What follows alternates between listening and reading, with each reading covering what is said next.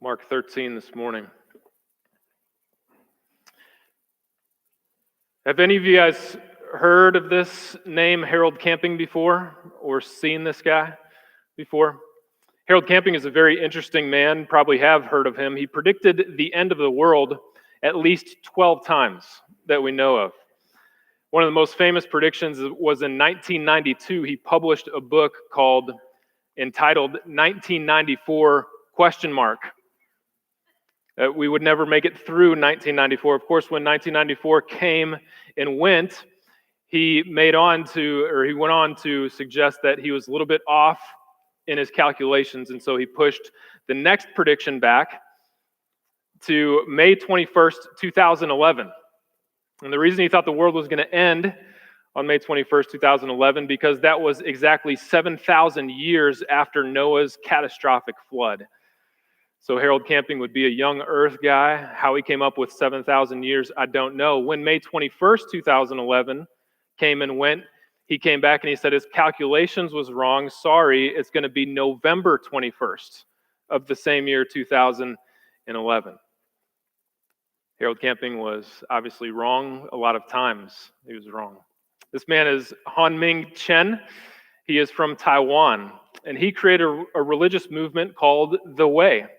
He predicted God's appearance on U.S. television on March 25th, 1988, that God would appear on U.S. television, Channel 18, that day. I think that was the year that George Bush Sr. said no new taxes. That's, for some reason, 1988 is coming to my mind on that. Hon-Ming Chen was wrong with that prediction. Another religious leader, William Miller. Perhaps you know the Millerites. You've heard about the Millerites from church history. In 1831, he began predicting that Jesus would return in 1843. When 1843 came and went, Jesus did not return. He said, no, it's not going to happen that year. It's going to happen next year in 1844. Miller attracted over 100,000 followers for his predictions of the second coming of Christ and the end of the world. And one of his followers said this: I waited all Tuesday, and dear Jesus did not come. I lay prostrate for 2 days without any pain. I was sick with disappointment. Here's another one, Joanna Southcott. At age 42, Joanna heard voices that predicted the great droughts of 1799 and 1800. She also developed a following of about 100,000 people. And she predicted in 1814 that she would give birth to the second Messiah at the age of 64. And in the process of going through pregnancy at the age of 64, she suffered and she actually died through that. Here's Johannes Stoffler, a German astrologist and mathematician. He predicted a great flood would happen on February 25th, 1524. A date that all known planets at that time would be aligned under the constellation or the sign Pisces in the stars. Pisces was a water sign. One German nobleman, after listening to Johannes, built a 3-story ark in Germany. And on February 25th, 1524, there was rain, but it was just a sprinkle. It was not the end of the world. You don't have to look far back into history to know that apocalyptic fanatics have been everywhere saying just about anything that you can imagine.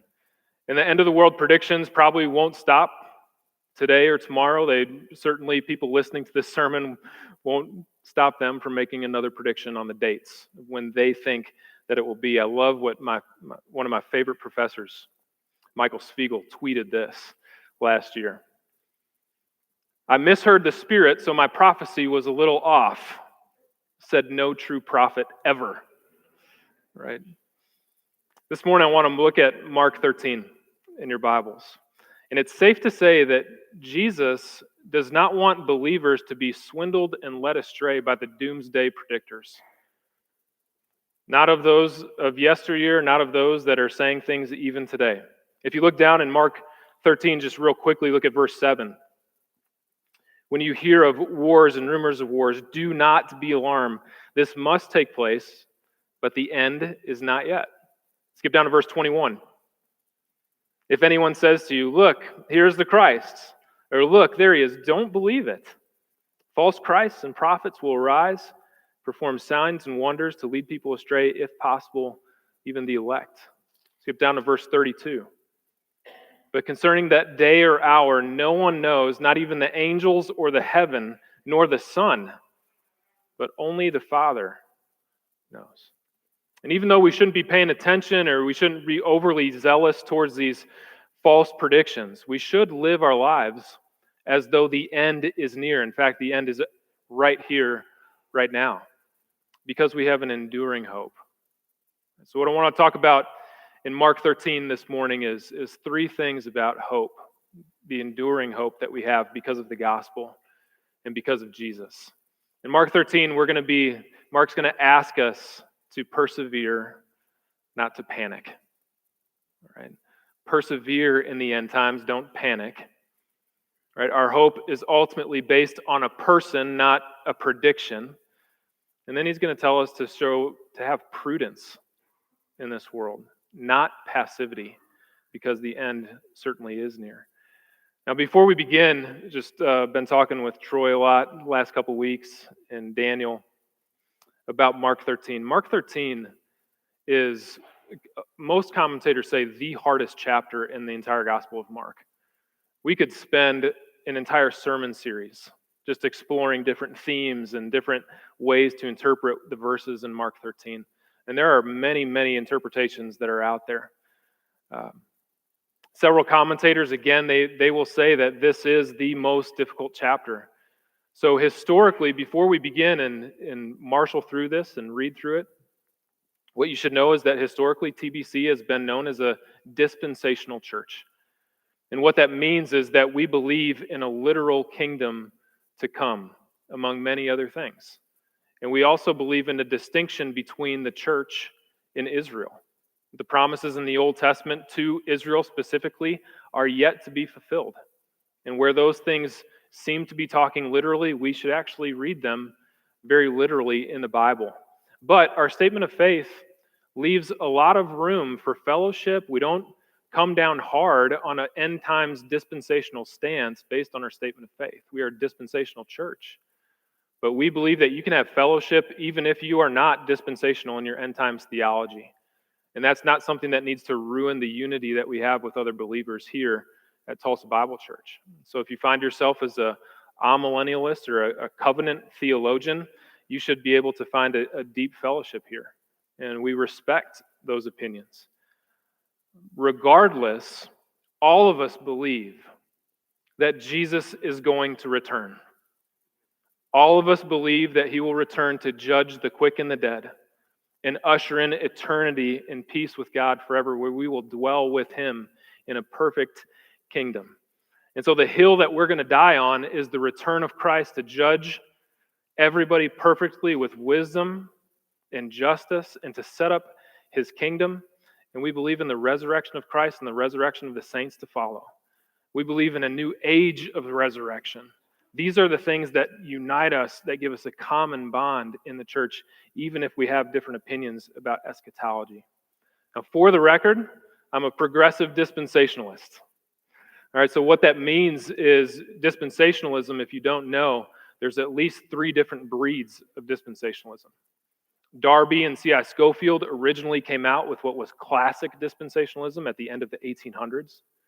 Charles Ryrie revised that in the about 60s to the 80s, 1980s, especially in his basic theology. He revised it to be known as a revised dispensationalism.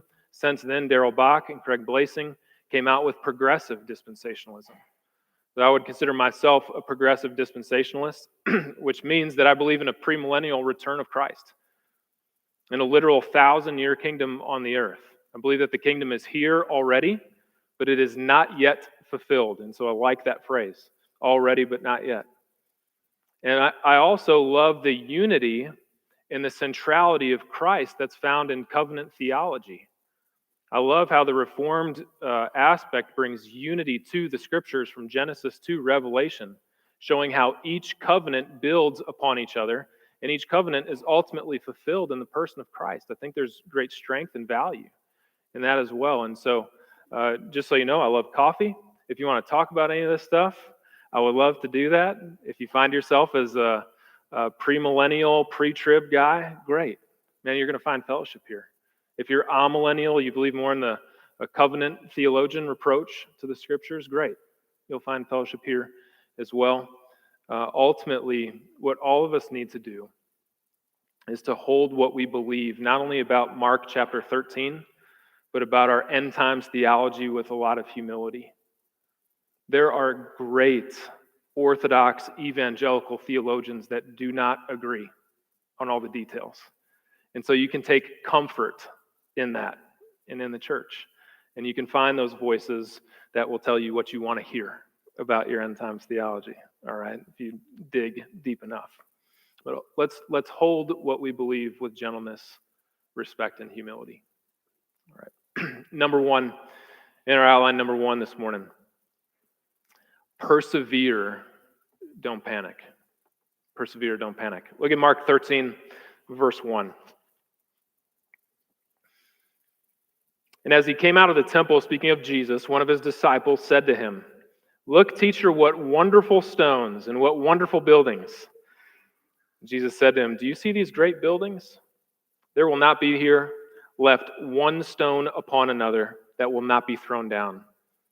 As he sat on the Mount of Olives opposite the temple, Peter and James and John and Andrew asked him privately, "Tell us what these things will be, and what will be the sign when all of these things are about to be accomplished?" And Jesus began to say to them, "See that no one leads you astray. Many will come in my name, saying, 'I am he.' And they will lead many astray." Verse 7. "And when you hear of wars and rumors of wars, do not be alarmed. This must take place, but the end is not yet. Nation will rise against nation, kingdom against kingdom. There will be great earthquakes in various places. There will be famines. These are but the beginning of birth pains. So be on your guard, for they will deliver you over to councils. You will be beaten in synagogues. You will stand before governors and kings for my sake to bear witness before them. And the gospel must first be proclaimed to all the nations. When they bring you to trial and deliver you over, do not be anxious beforehand what you are to say, but say whatever is given to you in that hour. For it is not you who speak, but as the Holy Spirit. Brother will deliver brother over to death, the father his child. Children will rise against their parents and have them put to death. And you will be hated by all for my name's sake, but the one who endures to the end will be saved." Now remember, Mark 13 is in the midst of a much bigger context in the Gospel of Mark regarding the temple. And ever since chapter 11 in Mark, Jesus has been focusing and emphasizing in his ministry directed to the temple in Jerusalem. So in chapter 11, we have the triumphal entry, the temple entry. We have Jesus cleansing the temple. We have conflicts in the temple all the way through chapter 12 in Mark. You've got the temple king, and then you've got the temple exit, which we're reading about here in the first 4 or 5 verses of Mark 13. Everything in Mark 11 through 13 is preparing the disciples for the destruction of the temple. And by all means, the temple was a marvelous edifice in Jerusalem. Some people have referred to the temple as the 8th wonder of the world. It's just amazing how this thing has stood the test of time and been put together throughout the years, destroyed, rebuilt, destroyed, and rebuilt. Listen to Josephus, first century historian, what he says. He says, "From the Mount of Olives, the whiteness of the stones, its gold trim and golden covered roof made the Temple Mount look like a snow-capped mountain. The rabbis famously taught that he who has not seen the temple in its full construction has never seen a glorious building in their entire life." Jesus' perspective is much different than both of those. Right? Not one stone will be left unturned, says Jesus about the temple. Mostly this was fulfilled actually in the first Jewish revolt that happened from the years 66 to 70 AD, when Vespasian and Emperor Titus came in. And they cut down a zealous Jewish revolt right there, and they burned the temple, and almost ransacked the whole thing and took it from the Jewish people.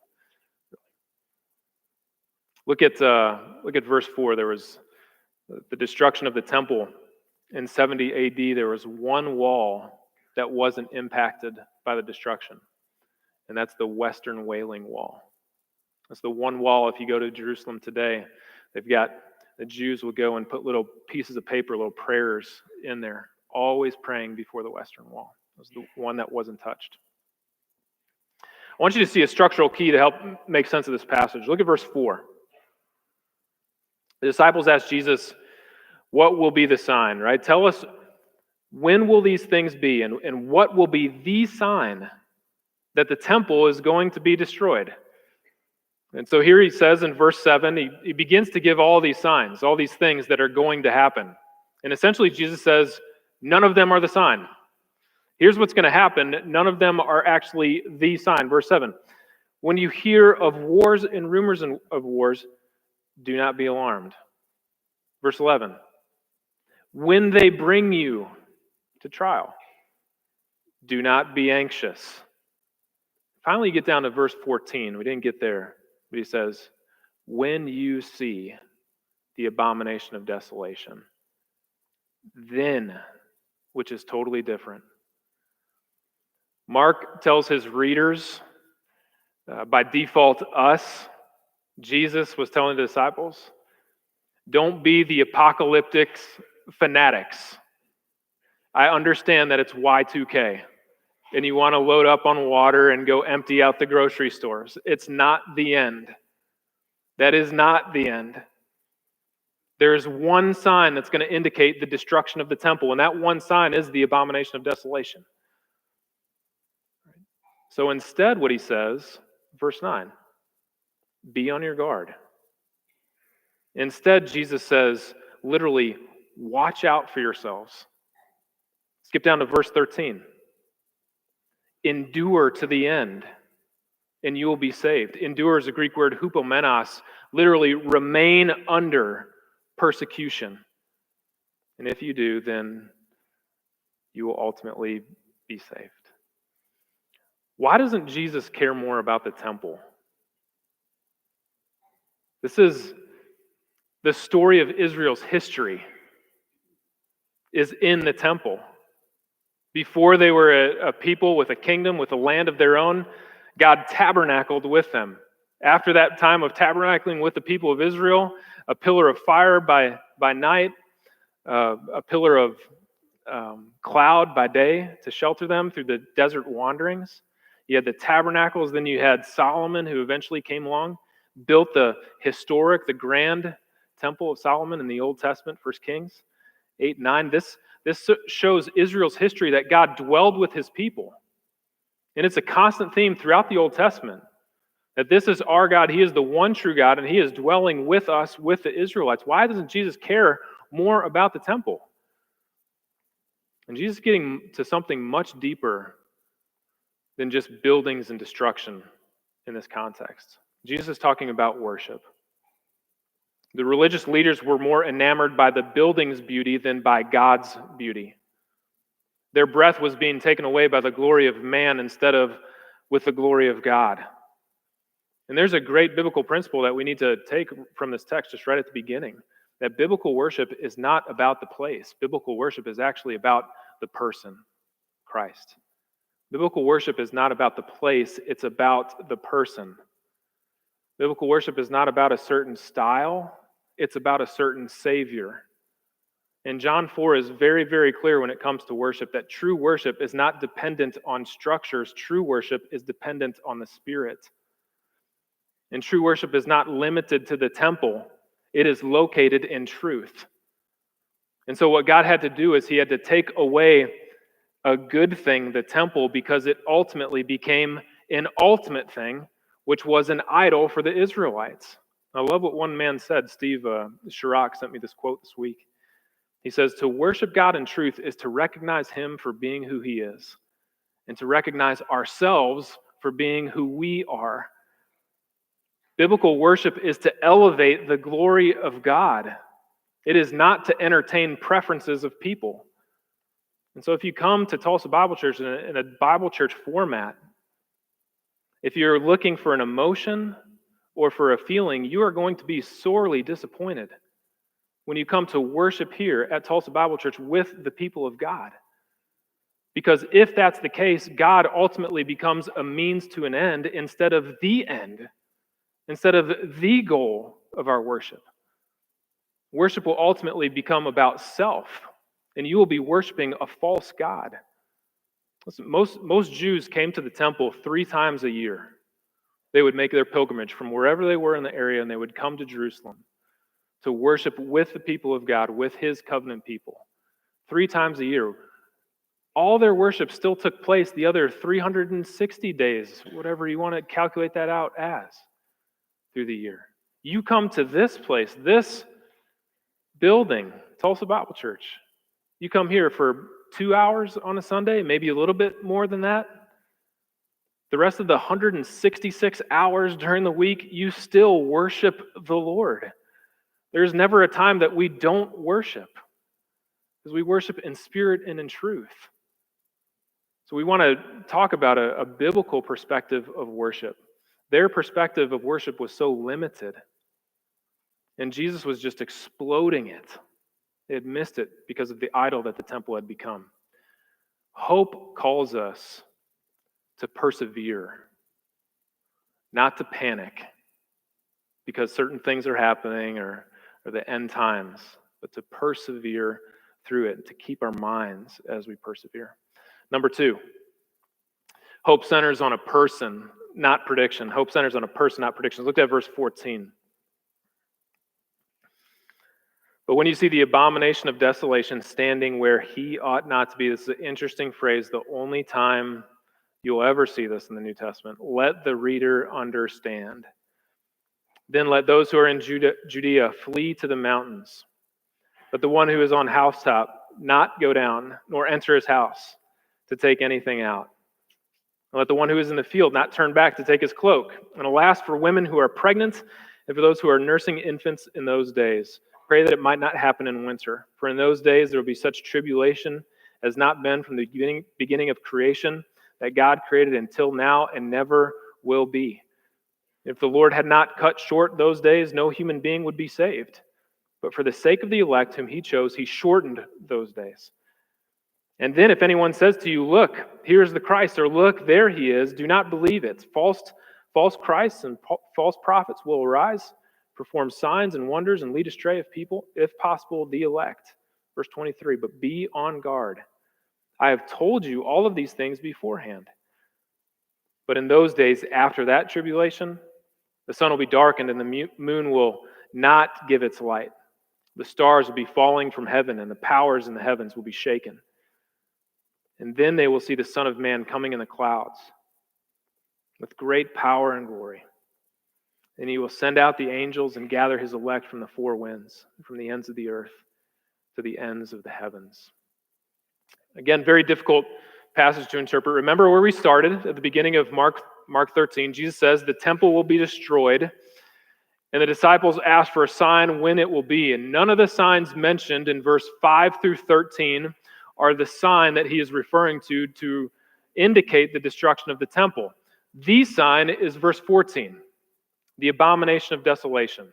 Well, what exactly is that? Let me give you a few interpretations. Some people think that the abomination of desolation refers to Caligula's attempt in AD 39 and 40 to erect a statue of himself in the temple to be worshipped and adored.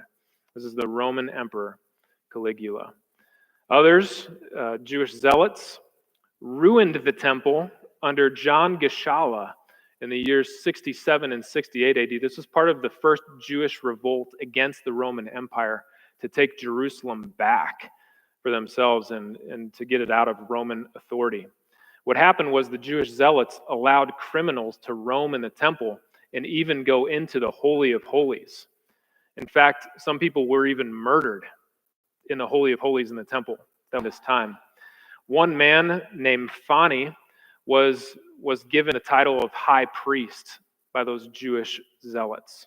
When you read that phrase, let the reader understand, a lot of commentators think that that's referring to this specific instance of this high priest that came into the Holy of Holies. It was just, the whole thing was just a joke, a sick joke to the Jewish people.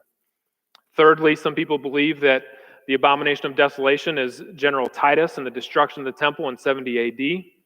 Fire was used to desecrate, to burn down the temple and everything around the area there. The Romans set up their standards and sacrificed to them inside the temple precincts when they destroyed the temple. Fourth, the abomination of desolation could refer to future events. All of those that we would consider in Daniel's 70th week. When you go back and read Daniel chapter 9, he talks about 7 sevens have been prescribed for the people of Israel. So the abomination of desolation is something that happens in the last 7, in the middle of the week. An Antichrist will come and he will desecrate God's temple, and he will lead people to follow him instead of following God. That is the abomination of desolation according to a future view. Also find that a little bit in 2 Thessalonians chapter 2, along with Daniel 9. Two main interpretations. Either all of these verses were fulfilled in the time of the disciples and referred to the destruction of the temple by 70 AD, or the abomination of desolation refers to a future event of the Antichrist yet to come in the end times. Maybe it's some kind of combination even of those two things. This passage in Mark, it's not as concerned about when these things will happen as much as what will happen. I'm not trying to skirt around the issue here. Additionally, the focus, as Jesus portrays this, is not as much exactly on the details of what will happen, but on who is going to come in and to redeem this situation, that being the Son of Man. My personal take when I read these verses is that verses 14 through 23 refer to the events that transcribed during the destruction of the temple in Jerusalem in 70 AD. The reason why I think that, there's some really hard verses, especially when you read verse 19, in those days there will be such tribulation as not been from the beginning of creation that God created until now and never will be. Those are the exact words from the prophets of the Old Testaments that prophesied the destruction of the temple from the Babylonians before that. This is not simply a phrase that refers to this one time with Jesus in the Gospels. Prophets before in the Old Testament use this to describe another destruction of the temple by Nebuchadnezzar. And so there could be some hyperbolic language that's being used. If you interpret these verses 14 through 23, to refer to future events, I get it. And they might really be that way. And there's a really great argument for that. Personally, I think it focuses a little bit more on the disciples and what happened to the temple during that time. And then I think verses 24 through 27 refer specifically to the second coming, which is where I want to go right now. Hold your place in Mark 13 and turn back to Daniel chapter 7. In order to understand both these sections in Mark, you really have to figure out where you stand on Daniel 9 and Daniel chapter 7. This is where these passages come from. In Daniel chapter 7, Daniel has dreams and visions. If you're familiar with the Old Testament, Daniel saw 4 hideous, destructive, devouring beasts. And the 4th beast was the worst of all, with 10 horns on it. Each beast was powerful and destroying, and Daniel actually interprets the 4 beasts to represent 4 kings, or 4 kingdoms. If you skip down to Daniel chapter 7, verse 17, when he interprets the visions and the dreams, he says, "These 4 great beasts are 4 kings who shall arise out of the earth." Right? So he sees 4 kingdoms, 4 kings, depicted by 4 beasts in his dreams and visions. They all bring ruin, death, and devastation to the world. They're kingdoms, those who have stood against God's people from the beginning until now. And each of those 4 are defeated by one who is not a beast at all, by one who is the Son of Man instead. The fourth beast is the worst, the most devouring, and he himself will defeat, the Son of Man will defeat that king himself. Look down at verse 13. Daniel says, Daniel 7, verse 13, I saw in night visions, and behold, with the clouds of heaven there came one like the Son of Man. And he came to the Ancient of Days and was presented before him. To him was given dominion and glory and a kingdom, that all peoples and nations and language should serve him. His dominion is an everlasting dominion, which shall not pass away. And his kingdom, one that shall not be destroyed. So he sees all of these kings and all these kingdoms, four of them, come and go. And finally, the fourth kingdom, being the worst, is defeated by the Son of Man. The Son of Man comes to the Ancient of Days. He himself is given an eternal kingdom. Not one that is temporary, not one that is going to be defeated. The Son of Man's kingdom is forever. And the Son of Man, what Mark says, is a depiction of Jesus. He is the Son of Man. And every time you see Son of Man used, you can turn back to Mark chapter 13. Every time you see Son of Man used by Mark in the gospel, it is emphasizing three things about his ministry. The Son of Man's ministry is defined by God's authority, God's future judgment, and God's everlasting kingdom, which will be set up by his King, the Christ, who is Jesus. All right. So if we can say this, there's less of an emphasis in Mark 13 on the prediction, and there is more of an emphasis on the person who is going to come and make all things right. So let me give you a second principle from Mark 13. Real hope is not found in people, possessions, plans, or principles. Real hope is not found in people, possessions, plans, or principles. But because of sin, we are all inclined to replace the king with a thing. But ultimate hope, real hope, rests in a Redeemer, in one who is the Son of Man, who is the Christ, who will come and redeem everything back to what God originally intended in his creation. This is the one we look for. This is the one we focus on. This is the one we emphasize and we think about hope and end times in our theology. Number one, Mark tells us, persevere, don't panic. Number two, hope rests in a person. Not predictions, certainly not false predictions, but in the person, Jesus Christ, who is the Son of Man. Number three, hope compels us to prudence, not passivity. Prudence, not passivity. Look at verse 28. From the fig tree, learn its lesson. As soon as its branches become tender and put out its leaves, you know that summer is near. So also, when you see these things taking place, you know that he is near at the very gates. Truly, I say to you, this generation will not pass away until all of these things take place. It's a really difficult verse there, verse 30. Heaven and earth will pass away, but my words will not pass away. But concerning that day or that hour, no one knows, not even the angels in heaven nor the Son, but only the Father.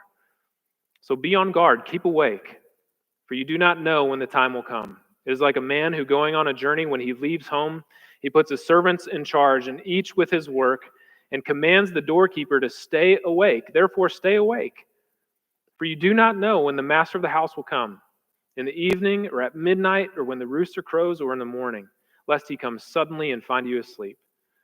What I say to you, I say to all, stay awake. It's really interesting. A lot of things are happening in the world right now. I just want to read just a few of the headlines that are floating around on your major news networks just from this last week. China confirms over 80,000 with the coronavirus. Tulsa, Governor Stitt, first positive testing of coronavirus right here in Tulsa, Oklahoma. 2020 will be part 2 of the 2008 market crash, one report said. Of course, this is an election year this year, and so there's always a lot of great action and things you can tune into and read about. Politics, the news of politics. My favorite headline from this last week was that Taylor Swift donated $1 million to Nashville for tornado rescue. So that's interesting. What's going on? You guys are supposed to laugh when I say these things, all right? Several of us are elderly in our church, and viral issues are real. They're the most susceptible to diseases that are going on. The market's super low right now. Many of us have wealth management, retirement accounts that are basically based on the market, what's going on.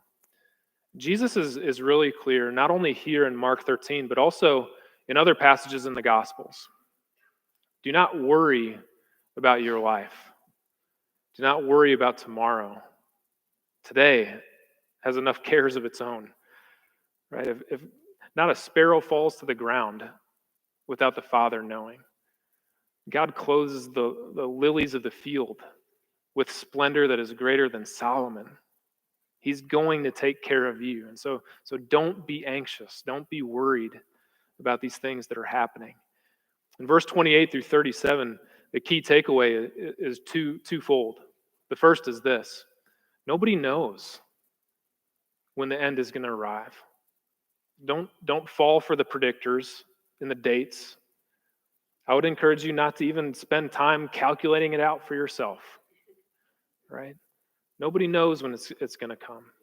But we know that when God returns, it is going to be an imminent return. And so we need to be prepared for it. Our job, the second thing that this passage tells us, is to stay awake, to be sober-minded, to live in a way that redeems the times, knowing that our time is short. It's like a vapor. It's here one moment, it's gone the next. And so 4 times in verses 32 through 37, Jesus says, stay awake. 4 times. Stay awake, stay awake, stay awake, stay awake. Some commentators believe the fourfold reference to stay awake corresponds to how the Romans set up their night watches.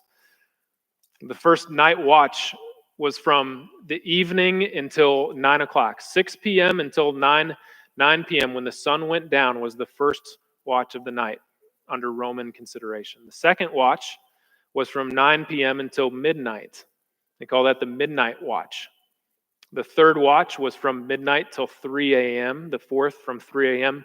until 6 a.m. when dawn would come again. So stay awake, even all through the night, all watches. Stay awake and be ready. All of this centers around the parable of the absent homeowner at the end.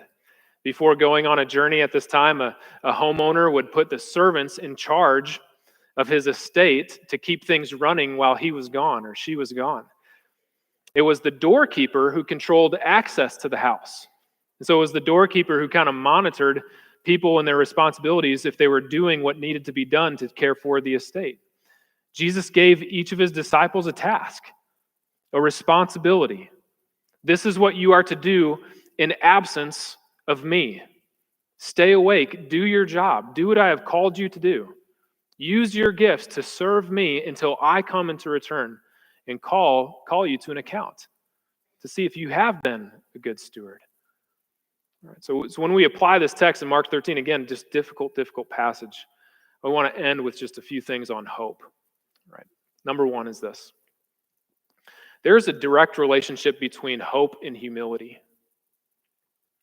There's a direct relationship between our hope in God and our humility before God.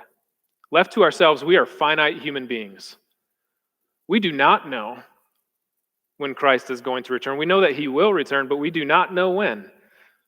We also have very little control over our circumstances. We have no control over the day of our death. Peter reminds us, even despite all of that we have a living hope. And that living hope is based on the resurrection of a living God. That no matter what is happening in your life, no matter the amount of suffering that you're going through, no matter the headlines that you are reading about, no matter what impacts us right here in Tulsa, we have a living hope that endures through all of that, that's going to be greater and carry us through all of those things. The hopeful person is also the humble person. Because in humility, you realize that you are totally dependent on God every step of the way. Everything we have comes from God. We are creatures of his creation. He is the creator. So we depend on him with much humility, in desperate need for his grace on a daily basis. Hope and humility come together. It is a package combination. Number two, hope reminds us that the present is less than ideal. This present world is less than ideal. It is guaranteed that things are going to happen to you in your life that hurt you, that bring pain, and that bring suffering into your life. You are going to lose family members. You are going to lose loved ones. You are going to lose jobs. You are going to face storms in life almost on a day, if not a weekly basis, on a daily basis. The economy might tank. All right, our retirement accounts might go down. We might suffer. We might experience pain. We live in a fallen world, and we should actually expect that. That should not be a surprise to us as Christians, because God told us to expect it. But this is a fallen world, and those things are unoriginal to God's plan. They came in because of sin, not before it, but after it. This world is a fallen place. It is not meant to be our permanent home. It was never meant to be our permanent home under sin. It doesn't mean we pretend like all situations and suffering doesn't affect us. Suffering is real. It hurts. It just means that this world is temporary and that we are pilgrims on a celestial journey to an eternal home with God. The Bible says in Colossians 1:27 that Jesus Christ is our hope of glory, not this world, and not the people even in this world, but Jesus is our hope of glory, because he is the only one that can sustain the weight of glory that we have as his creatures. Number three, hope is not subjective, but hope is an objective certainty for the believer. It is not subjective, it is an objective certainty. Biblical hope is not simply expectation. It is expectation, but it's more than that. Biblical hope is not escapism, just denying the reality of suffering and things that truly exist. Biblical hope must be yoked with confidence and desire in order to be true biblical hope. If you do not have confidence and if you do not have a desire for the hope that lasts within you, that dwells within you, you do not have a biblical hope. Jesus is our hope. And he promised us an inheritance that is reserved in heaven. It is undefiled and it will not fade away. It is there. It is for us. He promised us life after death. He promised us life now. The thief comes to steal, kill, and destroy. I have come that you might have life and have it abundantly even today. He promises eternal fellowship with God, that we will live with him in a perfect relationship forever. And Titus 2:13 is one of my favorite passages on hope. It says that we are waiting for the blessed hope and the appearing of our great God and Savior. And we have this hope through Jesus. No matter what you are going through, no matter what circumstances are going on, no matter the pain that you feel, there is a real and true hope that you can have confidence that it is going to be realized. And until that day, Jesus commands us to stay awake, be ready, because he's coming back. He's coming back. Let's pray. If ushers, if you guys are getting ready for the Lord's Supper, you can head back there. Father in heaven, we thank you so much for the hope that we have because of you. We thank you that you have sent your Son, Jesus, that the Christ, the Son of God, is the hope of glory we have. I pray that we will find our ultimate hope in him, nothing more than him, nothing less than him, that our hearts would always be attuned to the everlasting hope that we have because of the resurrection of Jesus from the dead. Keep our minds, hearts, and attitudes focused on him and him alone in our worship. As we partake of the Lord's Supper, Lord, at the end of our service today, I pray that you would unite us with a living hope because of the resurrection of Christ. We ask this to you, Father, through the Son and by the Spirit. Amen. Just remember, as the elements are being passed out, You're going to find 2 cups stacked one on top of the other, and the bottom cup is the bread.